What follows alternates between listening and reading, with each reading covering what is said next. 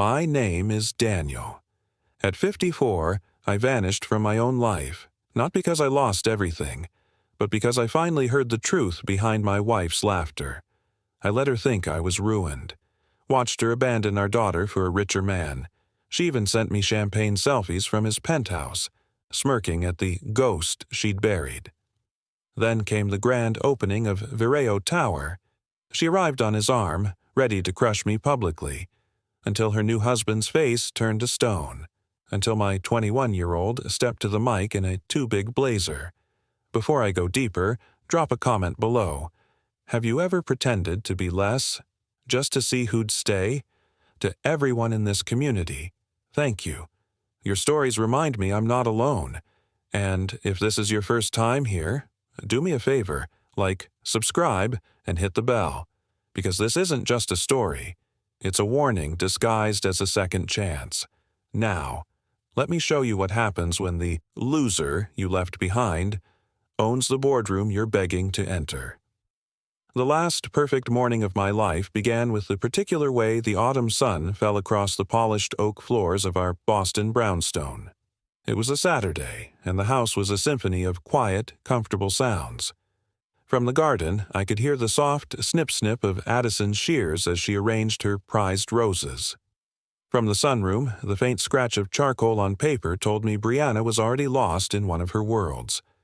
At 54, I would sit at the vast kitchen island, a cup of black coffee warming my hands, and feel a sense of profound, settled peace. This, I thought, was the entire point of it all.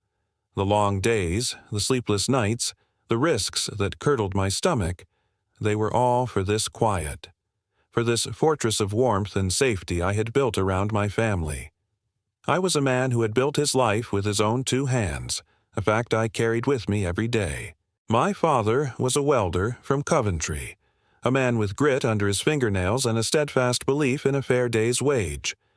When we moved to Chicago when I was 10, he instilled in me that a man's name was his only real currency. I carried that with me when I met Logan at university, two hungry kids with more ambition than sense. We started with a single rust-bucket van and a desperate idea, hauling scrap and doing small-time renovations. Thorne and Associates began in that van, a name I chose because a thorn is sharp, tenacious, and it defends the rose. 30 years later, we were a quiet titan in commercial real estate, our name on buildings that shaped skylines. But the money, the properties, the art on the walls, it was all just scenery. The real production, the only thing that mattered, was my family. Addison was the masterpiece at the center of it all. I met her at a gallery opening 20 years ago, a vision in a deep emerald dress who could deconstruct a Picasso with an intelligence that left me speechless. I was a rough-edged man from the Midlands, my accent still clinging to me, trying to look like I belonged in a room full of old money and older families. She looked at me, and for the first time, I felt not like an imposter, but like a discoverer. She agreed to marry me, and I spent the next 2 decades trying to be worthy of that yes. I filled her life with beauty, with travel, with a home that was more a sanctuary than a house. Her laughter, which I used to think sounded like wind chimes, was the sound I built my world around. That particular morning, I was nursing a secret, a happy one. Logan and I were on the cusp of our final, most ambitious project, Vireo Tower, a soaring, revolutionary skyscraper in London, a project we had funded and developed entirely through a complex network of offshore holdings and silent partners.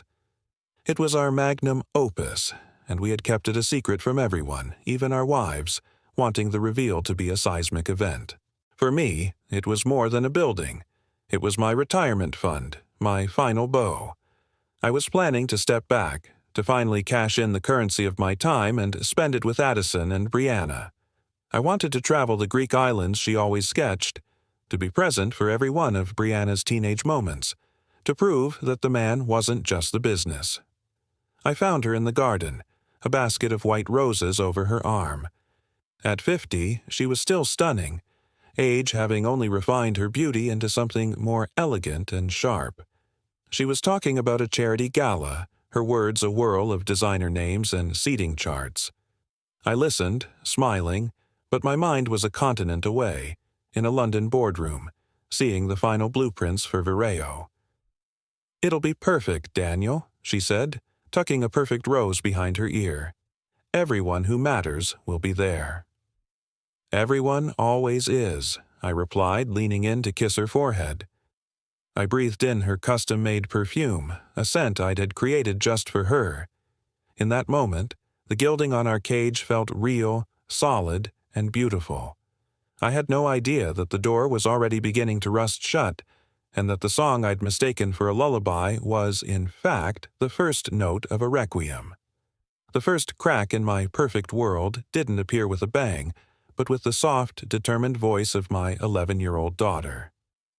Brianna is all limbs and heart, a girl who sees the world in shades and lines the rest of us miss. Her sketchbooks are her sanctuaries, filled with dragons and cityscapes, each line a piece of her soul. She is my true legacy, the only thing I have ever created that truly matters. We were at the dinner table, the crystal glasses catching the light from the chandelier. Brianna, usually quiet during meals, was animated, her hands dancing as she spoke. "I've finished my portfolio for the summer programmed," she announced, her eyes bright with a hope that made my chest ache with pride. "The arts-focused learning one. I used the Vireo Tower blueprints I saw in your study, Dad. I did a whole series on its skeleton, making it look like a ribcage reaching for the sky." My smile was immediate and full. "That's brilliant, Bea. They'd be mad not to take you." Across the table, Addison's smile was a carefully applied veneer. It didn't reach her eyes. "The summer programmed, Brianna. Darling, we've been over this. You have the internship at your father's company lined up. It's an unparalleled opportunity to understand the foundation of all this." She gestured vaguely around the room, at the all this that I had built. Brianna's face fell, the light snuffing out like a candle. "But I don't want to learn about spreadsheets and equity. I want to learn about perspective and light. I want to make art." "Art is a wonderful hobby, sweetheart," Addison said, her voice a silken trap. "It cultivates taste, but we need to think about your future, about building a real, tangible skill set. The arts are a precarious pursuit." She let the word hang in the air between us. Precarious. It was a word I knew intimately. It was the taste in my mouth before a big deal closed. It was the feeling in our cramped Chicago flat when my father's work dried up. It was the very antithesis of everything I had killed myself to provide for them. A coldness touched the base of my spine. "Addison," I said, my voice lower than I intended. "If it's her passion—" "We didn't work this hard, Daniel," she interrupted, her gaze sharpening and finally landing on me with a startling intensity. "For her to end up as a struggling artist in some garret. We built this life so she wouldn't have to struggle, so she wouldn't have to make the choices we did." The use of "we" was a punch to the gut. It was a theft, a rewriting of history. We didn't build anything.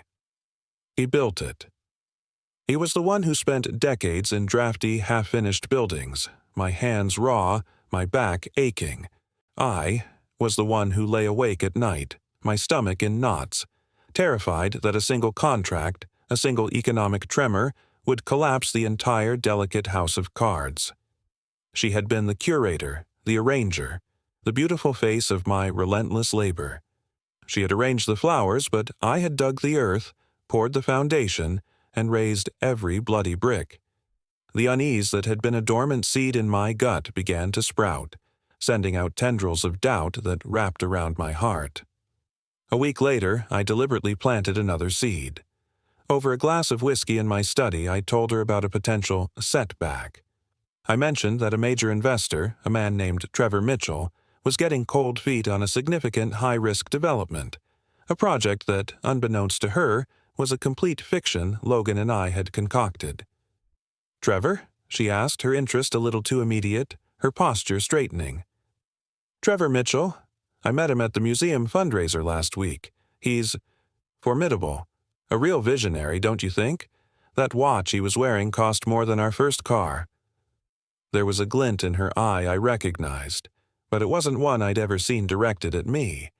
It was the same look she had when she appraised a piece of jewelry in a boutique window, a cool, calculating assessment of value and acquisition. The dread, that cold stone I'd been carrying, suddenly felt heavier. The fortress walls, once a source of such comfort, now felt like they were watching me, their windows like accusing eyes. I told myself I was a fool, a paranoid, aging man seeing ghosts. But the crack was there, a hairline fracture in my reality, and I couldn't stop staring at it, waiting for the whole damn thing to split open.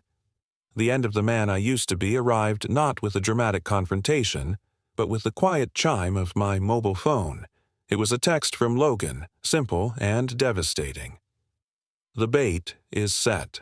The Osterley project is officially a total loss on paper. Call me when you tell her. Stay strong, brother. I read the words 3 times, the screen blurring. This was it. The point of no return. I was about to deliberately collapse a section of my life to see if the foundation would hold. It was an act of profound cowardice and fear, disguised as a test.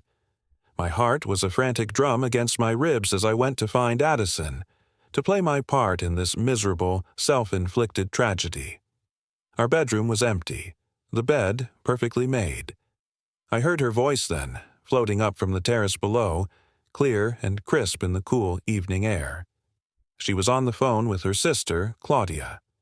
A part of me, the old, trusting part, urged me to call out, to announce my presence, but my feet were rooted to the floor, a premonition holding me captive. I know, it's a complete nightmare, she was saying, and to my horror there was a light, almost giddy laugh in her voice, a sound I had once associated with joy, with our early days, now sounded foreign and cruel. He's been moping around for days talking about setbacks and exposure. Honestly, Claw, I think the luck's finally run out. The simple boy from Coventry has finally hit his ceiling. The air in my lungs turned to ice. I felt a physical pain, a tightness in my chest as if a band were constricting. I took a silent, shuddering step closer to the open doorway. There was a pause as she listened to whatever Claudia was saying on the other end. I could picture her, leaning against the balustrade, a glass of white wine in her hand, the city lights twinkling behind her, utterly oblivious to the execution she was performing above her. Then came the words that dismantled my past, poisoned my present, and irrevocably altered my future. They were delivered not with venom, but with a casual, conversational ease that made them all the more annihilating. Oh, for God's sake, you know I never loved him. Not really. I loved the security. Did you see the second-hand car he drove when we met? I knew he was ambitious. I knew he'd make something of himself. But let's be honest, he's just a simple man who got lucky. There's no old money there, no lineage, no real finesse.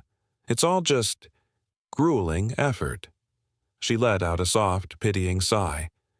He's becoming so sentimental lately, talking about retiring, spending more time together. It's pathetic, really. No, listen. If this Osterley thing is as bad as he's hinting, I'm not going down with the ship. A real man provides. If the money dries up, so do I. It's that simple. So do I. The 3 words echoed in the sudden, deafening silence of my soul. It was as if someone had taken a sledgehammer to a glass sculpture. Every cherished memory, our wedding day on a windswept beach in Cornwall, the terrifying, beautiful moment I first held Brianna, 1,000 quiet nights on this very terrace, shattered.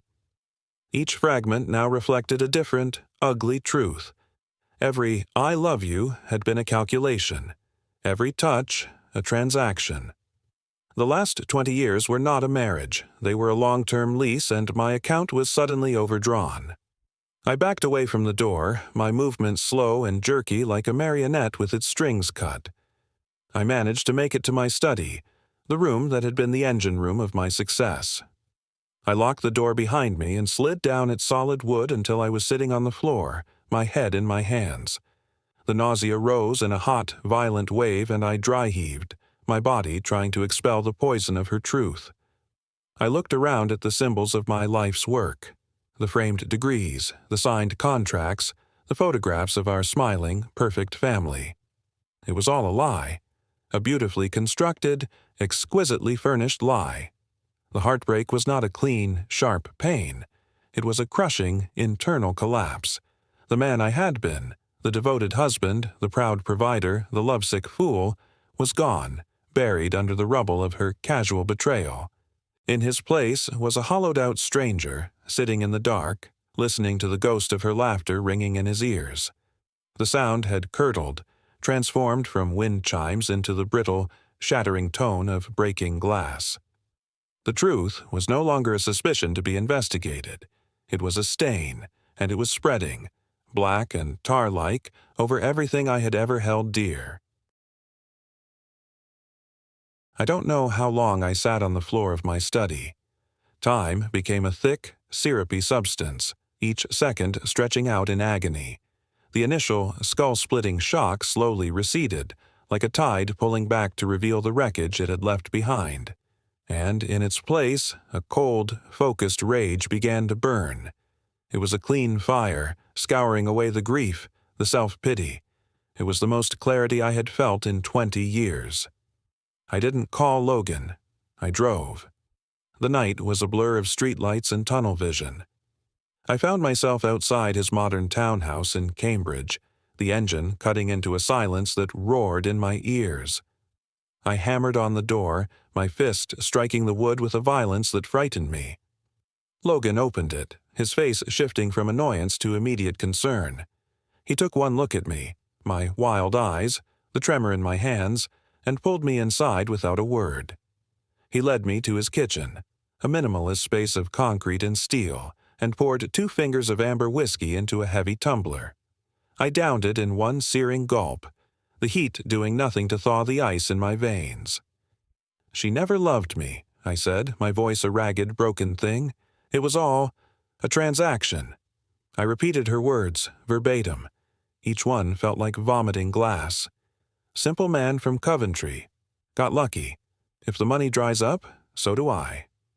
As I spoke, I watched my oldest friend's face. He didn't look surprised. His jaw tightened, his eyes darkened with a pain that was for me, but there was no shock. There was only a grim, sickening confirmation. "Daniel," he said, his voice low and steady. "I've had my suspicions. The way she looks at you sometimes when you're not watching, it's not love, it's appraisal. I never said anything because, what could I say? You were happy, or you seemed to be." His confirmation was the final nail in the coffin. This wasn't a nightmare I would wake from. It was my reality. The rage ignited fully then, a white-hot inferno. I slammed my glass on the counter. "I'll ruin her.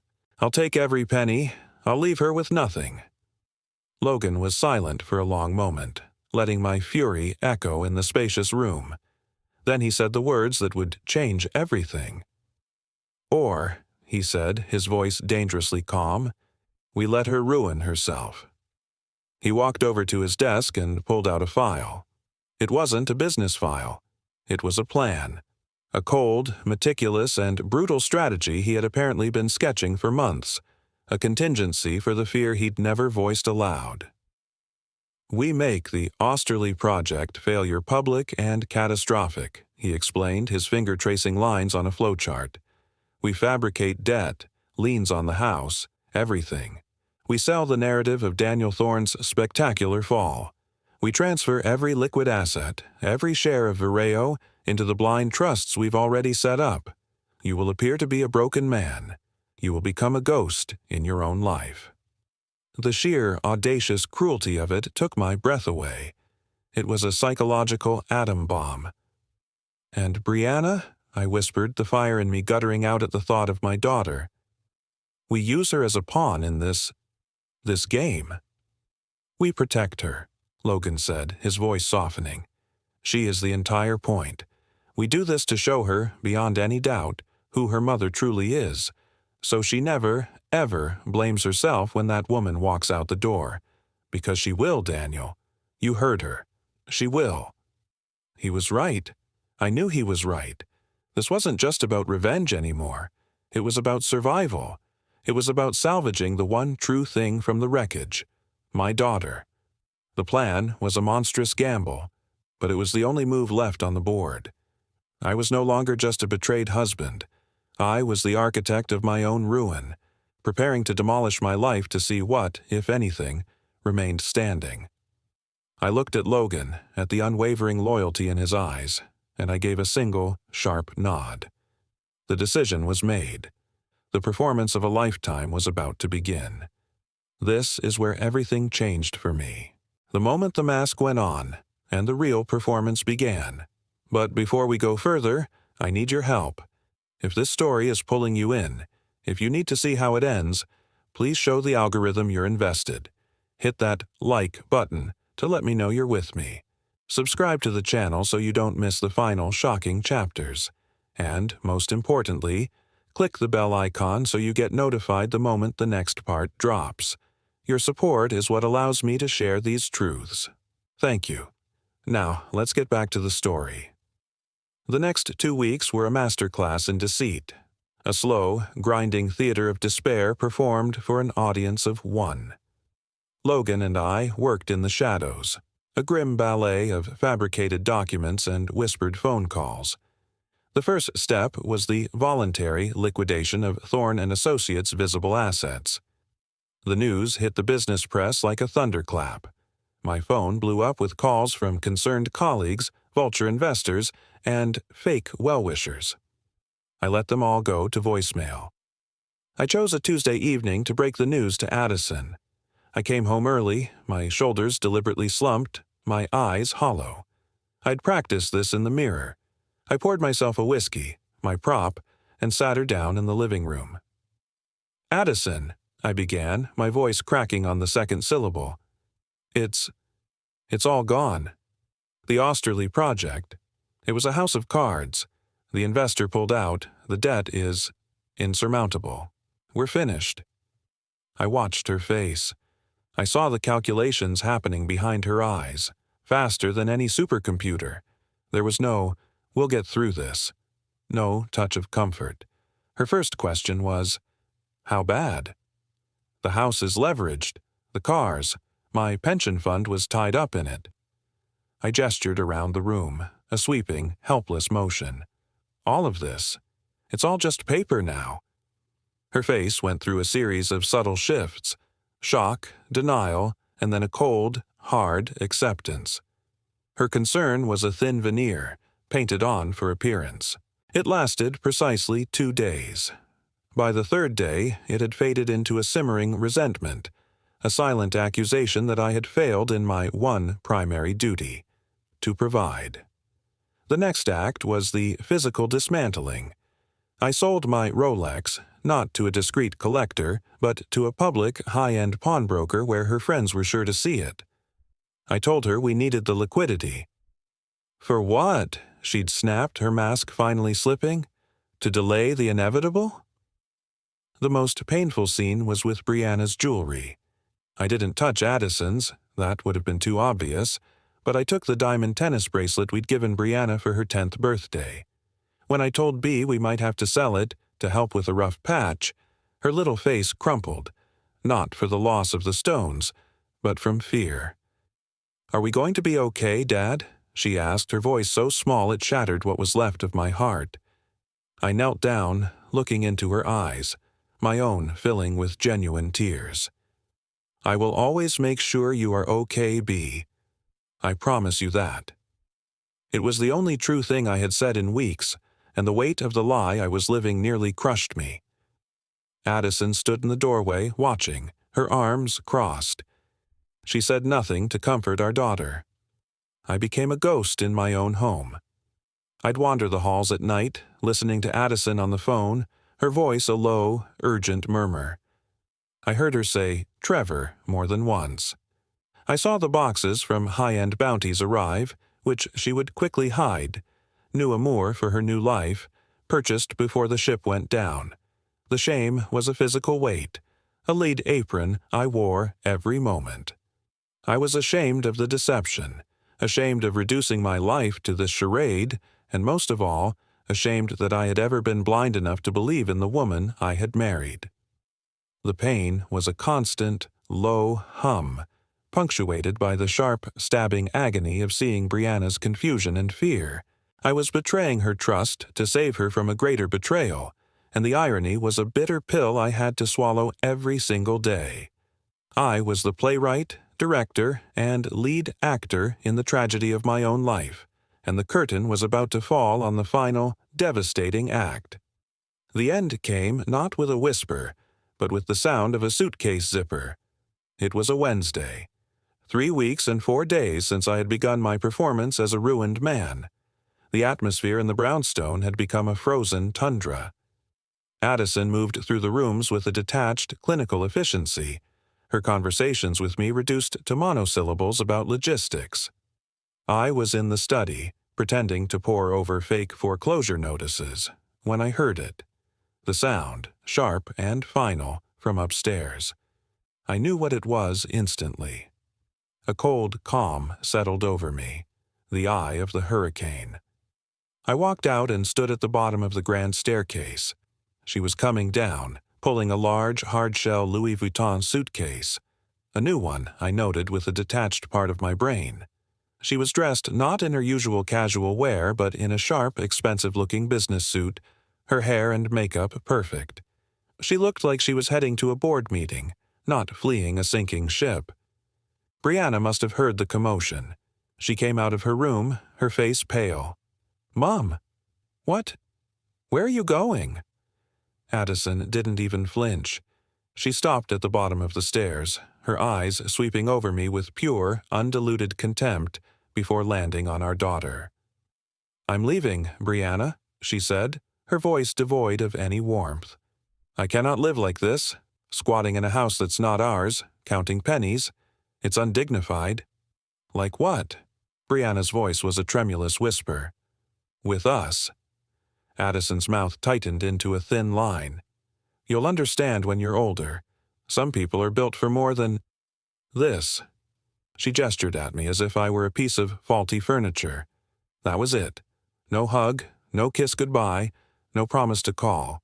She turned and walked towards the front door, the wheels of her suitcase clacking like gunshots on the marble floor.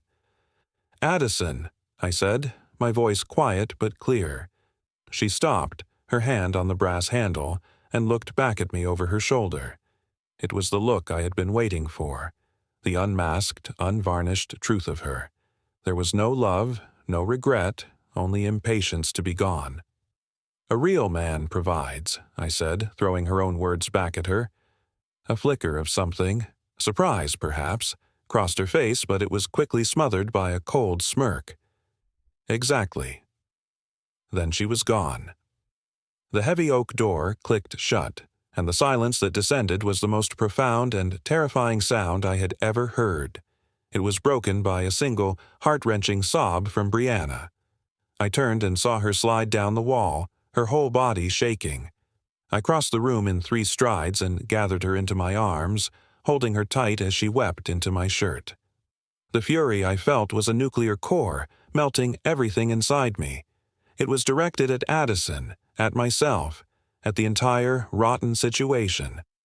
I rocked my daughter, whispering empty comforts, my own tears falling silently into her hair. Some few hours later, my phone buzzed on the floor beside us. I picked it up. It was a text from an unknown number. I opened it. It was a photograph.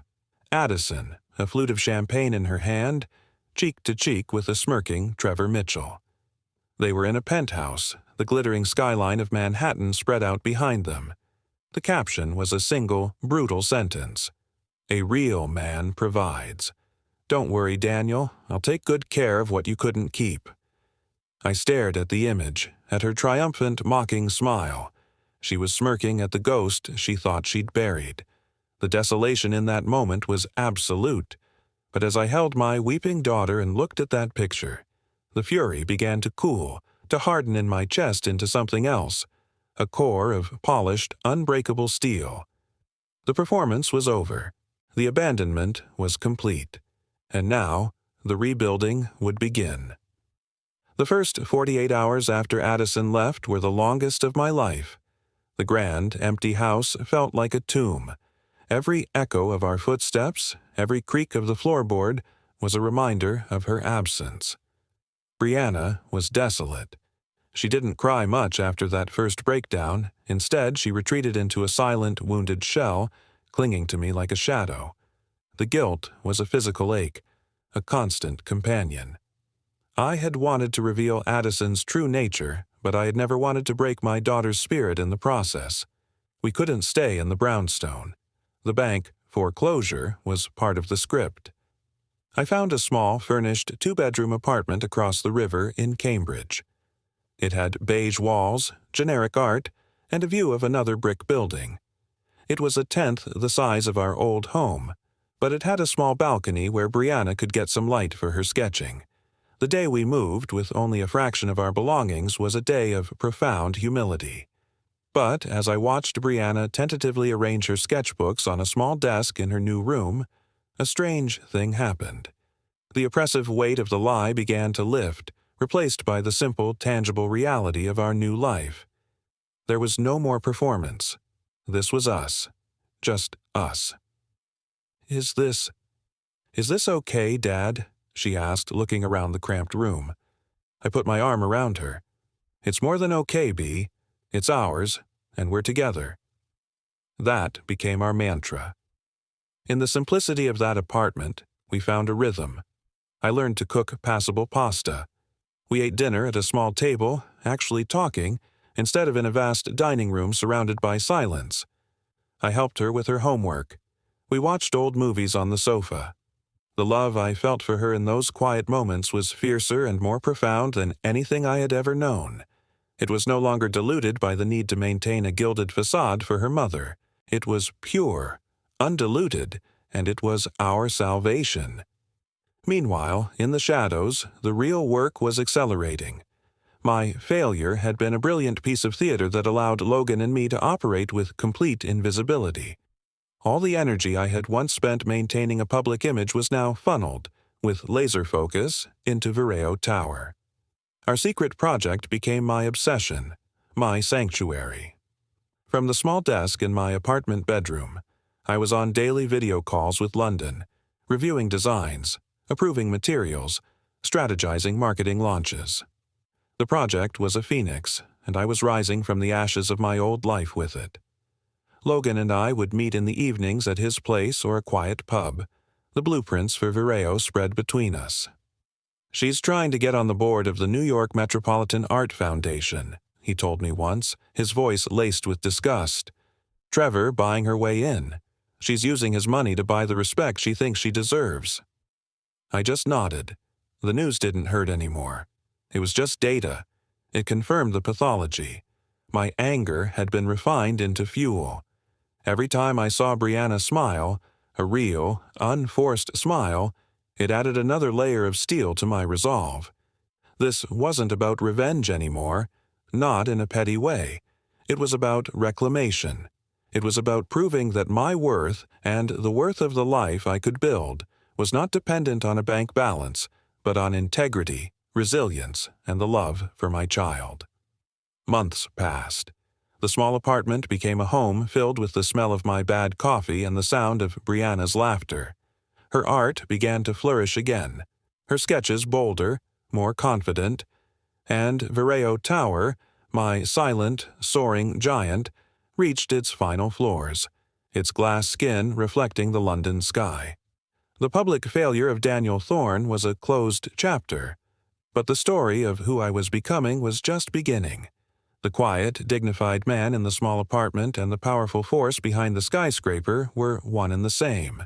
I had been stripped bare, and in that barren space I had found the only things that truly mattered: my daughter, my purpose, and my own unshakable self.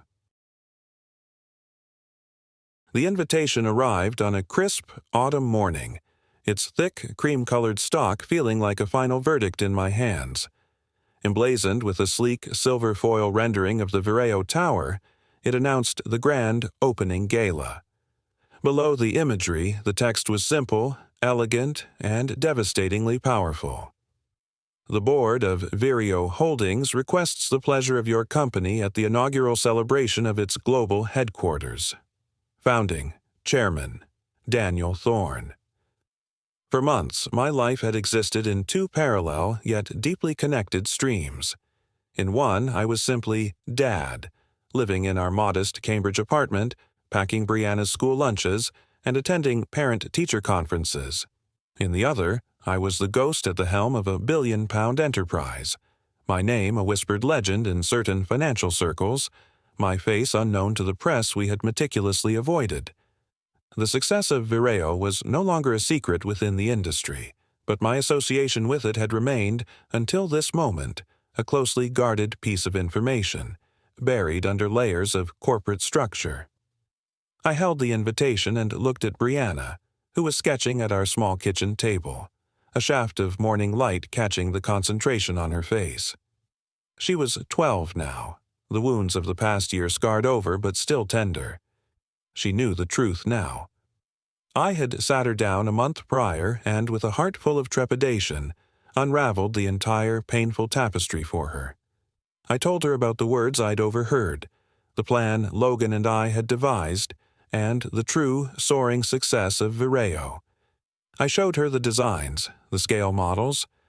I watched her process it, her young mind grappling with the scale of the deception and the reason for it. She had been quiet for a long time. Then she'd asked a single, heartbreaking question. Did she ever love me? Or was I just part of the scenery? I had pulled her close. She is incapable of seeing the real value in anything, B. That is her failure, not yours. You are the most valuable thing in my world. The memory solidified my resolve. This gala wasn't for me. It wasn't even for revenge. It was for her. It was to publicly and definitively prove that the man her mother had discarded as worthless was, in fact, the architect of something magnificent. It was to ensure that no one, especially not Addison, could ever rewrite this history. Logan stood with me in my apartment later that day, a glass of whiskey in his hand as he looked at the invitation. "She'll see it," he said, his voice certain. "Trevor Mitchell is desperate to get into this building. His company, Kyle and Stern, has been lobbying our London office for a tenant space for weeks. He'll have received his invitation. She'll be with him." "I'm counting on it," I replied, my voice calm. The preparation was not about selecting a flashy tuxedo or a showy watch. It was the opposite. I chose a suit of the darkest, finest navy wool, impeccably tailored but understated. No tie. A simple, white, open-collared shirt. The power would not be in the display of wealth, but in the quiet, unassailable confidence of the man who no longer needed to display anything. I looked like the owner of the room, not a guest trying to own it. The night before the gala, I felt a strange peace. The frantic energy of the past year had coalesced into this single point. The trap, as Logan had called it, was not one of aggression, but of truth. The bait was my presence. The spring was her own avarice. I wasn't going to confront her. I was going to let her walk into the revelation and confront herself. As I packed my bag for London, Brianna came into my room. She was holding a small, carefully wrapped box. "For you," she said. "For tomorrow." Inside was a tie pin, a simple, elegant silver feather. "It's for Vireo," she said, like a songbird, "to remind you that you built this. You made it sing." I fastened it to my lapel, my throat tight with an emotion so powerful it felt like pain. This was the final piece of my armor. Not the suit, not the tower, but this small, loving gesture from the daughter I had fought to protect. The anticipation I felt was no longer nervous. It was the calm, steady certainty of a man finally stepping out of the shadows and into the light, ready to claim the life he had built from the ashes of the old. The lobby of Vireo Tower was a cathedral of light and ambition. Soaring 50 feet to a crystalline ceiling, it was filled with the low, powerful hum of London's elite. I stood near the entrance, a glass of sparkling water in my hand, observing. Logan was a few feet away, a sentinel. The air was thick with perfume and the sound of speculative chatter. Who is the mysterious Daniel Thorne? I heard the question whispered like a refrain, and then I saw her. Addison entered on Trevor Mitchell's arm, a vision of calculated glamour in a sheath of crimson silk. She looked exactly as she had always wanted to look, the consort of power, moving through a room she believed she was meant to rule. Her eyes scanned the crowd, not with wonder, but with appraisal, looking for the most important person in the room. Her gaze swept past me once, then snapped back. A flicker of confusion, then dawning, contemptuous recognition. I saw the narrative form in her mind in an instant. The failed, broken Daniel, somehow having snuck into this exclusive event, probably to beg for a job. A cruel, triumphant smile touched her lips. This was the moment she had been waiting for. A chance to publicly crush the ghost one last time. She whispered something to Trevor, who glanced at me with bored disdain. Then she detached from his arm and began to walk towards me, her heels clicking a deliberate rhythm on the marble floor. A small, silent circle began to form around us, the social sharks sensing blood in the water. "Daniel," she said, her voice loud enough to draw the attention of those nearby. It was dripping with faux pity. "My God!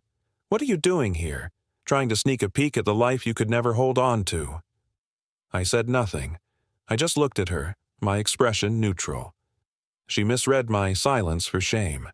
Emboldened, she took a step closer, her voice a venomous purr meant for me, but projected for an audience. Some men just can't let go. It's sad, really. This is a world for builders, for visionaries. Not for, well, not for men like you. She turned slightly, including the onlookers in her performance. This is my husband, Daniel, the man you tried and failed to be. That was her cue. Trevor puffed out his chest, ready to deliver the final blow. He looked at me, a smug dismissal on his face, and then his eyes narrowed. The recognition was slower for him, more professional. He was not looking at a broken man. He was looking at a face he had seen in a confidential board profile in a dossier his lawyers had prepared. His smugness melted away, replaced by a dawning, horrific understanding. His face lost all its color, turning a sickly gray. "Addison," he hissed, his voice strangled. He grabbed her arm, his fingers digging into her crimson sleeve. "You idiot! Shut up!" She looked at him, bewildered. "What? Trevor, this is just—" "Mr. Thorne," Trevor blurted out, releasing her arm and taking a stumbling step towards me. His voice trembled, a mix of sheer terror and desperate, obsequious respect. The entire crowd had fallen utterly silent. "Sir, I had no idea she was your— My God. Kyle and we were just about to present our proposal to your board next week. We're desperate for your investment. Our entire European expansion hinges on securing a tenancy in Vireo." The silence in the wake of his words was more deafening than any explosion. You could have heard a pin drop on the plush carpet. I watched Addison. I saw the words hit her like a physical blow. Her head whipped from Trevor's panicked, pleading face back to mine. Her eyes, wide with shock, scanned me now. Not the man, but the suit, the posture, the utterly calm and powerful stillness I held. She saw the silver feather pin on my lapel, a detail that now seemed not quaint, but significant. The truth, vast and annihilating, crashed down upon her. The loser she had left behind didn't just have a job. He owned the boardroom, the tower, the very air her new, visionary husband was begging to breathe. The look on her face, the dawning, horrific, absolute comprehension, was my quiet victory. It was not the victory of a man who gloats, but of a man whose very existence is the rebuttal. I had not needed to say a single word. I didn't watch them leave. I turned my back on the spectacle, on Addison's shattered expression and Trevor's frantic attempts to apologize. The crowd parted for me as I walked towards the podium at the far end of the lobby, their whispers now hushed with a new, reverent awe. The power in the room had irrevocably shifted. Logan met me at the steps, a grim smile on his face. He handed me a microphone. "Ready?" he asked. I nodded, but as I looked out at the sea of faces, I saw Brianna, standing near the front with Logan's wife. She was wearing a navy blazer that was still a little too big for her, a miniature of my own. She gave me a small, nervous but incredibly proud smile. A last-minute change of plan solidified in my mind. This was not my moment alone. It was ours. I leaned into the mic. "Good evening. I am Daniel Thorne." My voice, steady and clear, echoed through the vast space. "Thank you for coming to celebrate the completion of Vireo Tower. This building is more than steel and glass. It is a testament to resilience, to the idea that from ruin, something beautiful can rise." I paused, my gaze sweeping the room, ensuring every eye was on me. But a testament is meaningless if it isn't shared with those who matter most. The true architect of my resilience is here with me tonight. She reminds me every day what we build for and who we build for. "Brianna?" Her eyes widened in surprise, but she didn't hesitate. She walked up the steps, her head held high, and stood beside me, her hand finding mine. The crowd, sensing the profound intimacy of the moment, remained in rapt silence. I looked down at my daughter, then back at the audience. We build for the future. We build for our children. This tower, and every success it represents, is for her. I handed her the microphone. She looked out at the crowd, took a deep breath, and in a clear, strong voice that belied her 12 years, she said, "My dad taught me that your value isn't what you have, but who you are, and he's the best man I know. Thank you for celebrating his building." The applause that followed was thunderous, genuine, and emotional.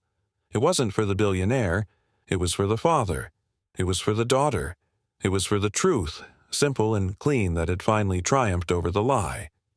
Later, as the party swirled around us, I saw her one last time. Addison was standing alone near the entrance, a forgotten accessory. Trevor had already left, his business prospects in tatters.